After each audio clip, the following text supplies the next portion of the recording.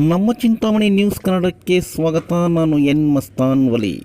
ಚಿಂತಾಮಣಿ ತಾಲೂಕು ಬಟ್ಲಳ್ಳಿ ಗ್ರಾಮ ಪಂಚಾಯಿತಿ ವ್ಯಾಪ್ತಿಯಲ್ಲಿ ಬರುವ ಯನಮಲಪಾಡಿ ಗ್ರಾಮದಲ್ಲಿ ಸ್ವಚ್ಛತೆಗೆ ಮೊದಲ ಆದ್ಯತೆ ನೀಡಿದ ಪಂಚಾಯಿತಿ ಅಧ್ಯಕ್ಷರು ಹಾಗೂ ಸದಸ್ಯರು.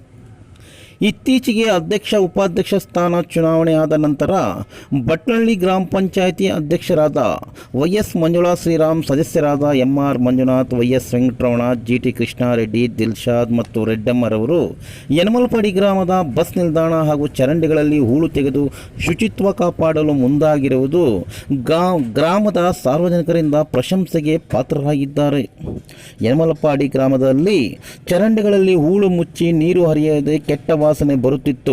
ಇದನ್ನು ಮನಗಂಡ ನೂತನ ಅಧ್ಯಕ್ಷರು ಸದಸ್ಯರುಗಳು ಆಯ್ಕೆಯಾದ ಮೊದಲ ಕೆಲಸ ಗ್ರಾಮದ ನೈರ್ಮಲ್ಯತೆ ಕಡೆ ಗಮನ ಹರಿಸುವುದು ಗಮನಾರ್ಹ. ಈ ಬಾರಿ ಬಟ್ಲಳ್ಳಿ ಗ್ರಾಮ ಪಂಚಾಯಿತಿಗೆ ಅತಿ ಹೆಚ್ಚು ಯುವಕ ಸದಸ್ಯರು ಆಯ್ಕೆಯಾಗಿ ಮಾದರಿ ಗ್ರಾಮ ಪಂಚಾಯಿತಿ ಮಾಡಲು ಪಣ ತೊಟ್ಟಿದ್ದಾರೆ.